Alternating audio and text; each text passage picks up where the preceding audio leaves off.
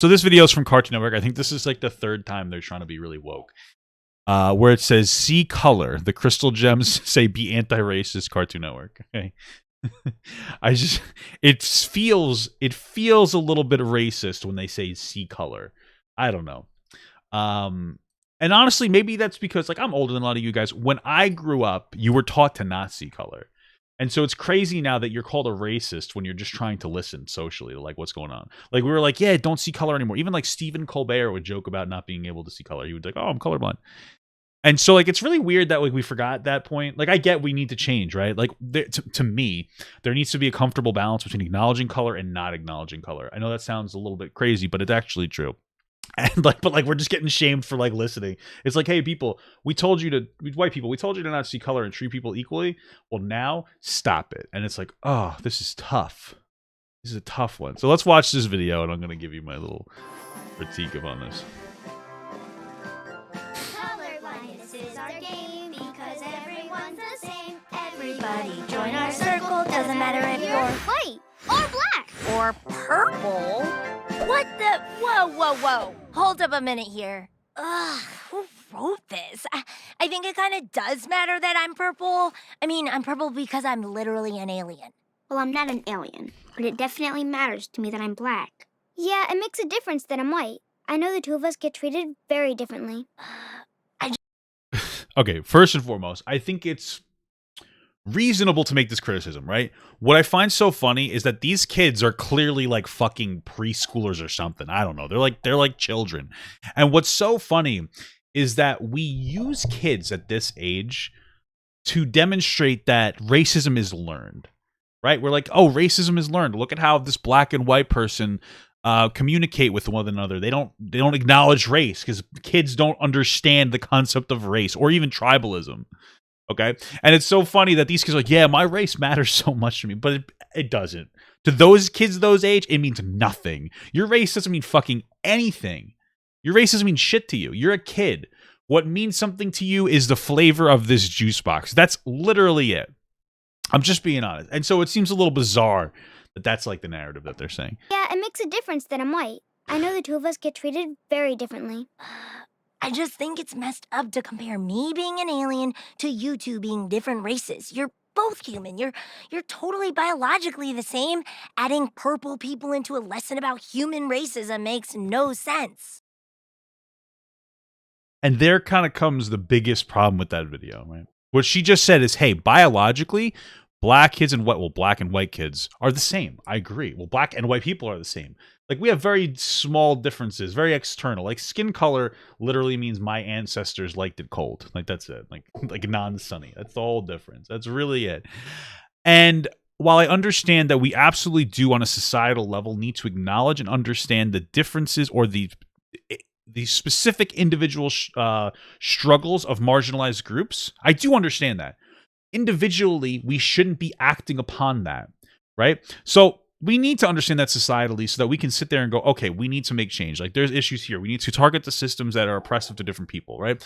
That's what we need to do. And it's not just black and white or but BIPOC, right? It's oppressive systems towards poor people as well, disabled people, any real marginalized people, women, even men. There's oppressive systems, social systems that are oppressive to like everybody. And it's like we should be removing those. But individually, this doesn't mean fucking anything. This is actually part of the problem, okay? Because you got to understand something.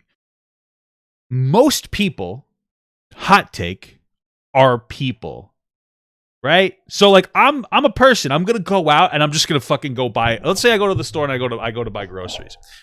And I see a black person. What am I expected to do? Do I strike up a conversation about how they've been oppressed in America for 400 years? Or do I sit there and tell them that they can cut the line and then put my fist up and say Black Lives Matter? Like, what am I supposed to do? What am I supposed to do? What you're supposed to do is just treat them like a fucking person, right? And I feel like this 1 minute and 43-second video does a disservice to like the real conversation that we need to have about any oppression in the United States. Because like this doesn't help. It really isn't helpful because you're teaching people that they're so fundamentally different. rather than like teaching them the nuance of life. Now, kids are dumb. They shouldn't even really be hearing any of this because they can't process this properly. So you're better off saying, listen, race doesn't matter. And then as they get older, educate them on the way that race matters from a sociology perspective, right? That's like the biggest thing. And I don't think that's a hot take. I think that most people, regardless of their whatever, race, ethnicity, creed, whatever, or would be like, yeah, that makes perfect sense. Like, the problem is that people don't want to be treated differently for their, like, in society, people don't want to be treated differently. Like, do you know how, I would not blame, if I went to a store and I told a black person they could cut me in line. I was like, oh, you're black, you're oppressed. Black Lives Matter, cut me in line. If they hit me in the face, I think that that is the absolute proper response. I think that's totally justifiable. Because that's like, I don't know, for me, incredibly disrespectful to do shit like that. So, just being honest with you. Yeah, that is pretty weird. When it comes down to these acknowledgments, it really comes down to more of like microaggressions, I guess, right? Like, so as a white person, I shouldn't touch a black person's hair. But like, that's not exclusive to black people. People touch my beard all the time. It's so fucking annoying, right? There is a lot of implicit bias across not even just race, but even just like basic shit. Like, short people get a ton of shit for being short. I look ugly, I'm big, tall, ugly, and fat, so there's like biases there. People are going to interact differently based on you as a person, and your race isn't the only factor. So like, it's really hard to have these like really nuanced conversations in 1 minute and 43 seconds when it comes to a bunch of people on Cartoon Network who are like, you know, some like woke person like sat there and wrote this, and they don't understand how socially damaging this is. I think people like the black, white, or purple thing because adding a fantasy race in there helps distract from the actual racism black people have to deal with. I just find it preposterous. She's like, yeah, the only reason, because people say like, I don't care if you're black, white, purple, whatever. And they're like, yeah, I think that they do that so they don't have to actually acknowledge race. No, they do that because they don't give a fuck about your skin color. Like, bro, people who say they're colorblind aren't racist. They're just ignorant to your specific struggle. That's it. It's not that big of a deal. Like, it's not that big. Like, you're making it more than it is, honestly. Right. My experience with anti-black racism is really specific. Other people of color experience other forms of racism too, but you won't see any of that if you don't see color. Dude, so this entire It's true, white people do experience a lot of racism. public service announcement could be a ploy to avoid talking about racism altogether. Hey, could we get a rewrite where we appreciate each other without erasing what makes each of us different? Okay. Why would you not want to erase that? Hey, can you rewrite this while you make sure that we know that black girl is black and that white girl's white? That's what she just said. Hey, but it's gonna add a couple hours to the shoot. Notice how the boss is a fucking cisgendered white male. Fucking white men, am I right? Kill this guy. This guy needs to die. Fuck you. Fuck you. Look at how much he's oppressing these people. They're working for him. That means that they're oppressed. So this black guy holding the purple sign, he's like, I can't believe, like, I have nothing to do with this. This is systemic oppression, making me a part of the problem. This is like a really big like societal take on the fact that like always white men are directing even like minorities and people of color and BIPOC people to do the wrong thing, and how like they'll take it and they'll deflect it onto other people.